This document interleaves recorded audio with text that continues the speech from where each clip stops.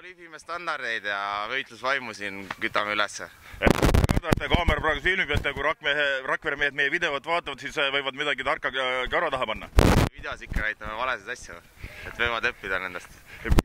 Kui palju peab meie mehi motiveerima Rakverega mänguks? Ma usun, et kedagi peab motiveerima, et samamoodi ma arvan, Rakvere on ülimotiveeritud, et tuleb kõva armine.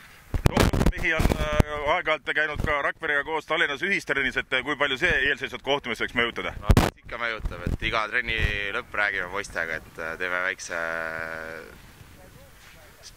spionaaži siis, et kirjutame üles, mis Rakvere seal trennis teeb. Aga nagu ikka, kui jalgpallihooaeg hakkab, tuleb lumi maha. Et kui palju see nüüd ettevalmistust segab ja kas see tõmbas meestel motivatsiooni maha eelseisvate mängude eel nüüd kohe?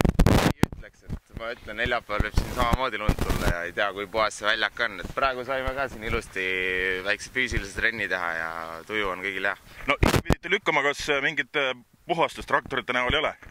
Ei ole näinud seda traktorit veel siin ja, et kuuldavasti linnatänavad pidid olema nagu helistuses, et küll ta siia ka jõuab, aga me saame siin oma asjad täna tehtud.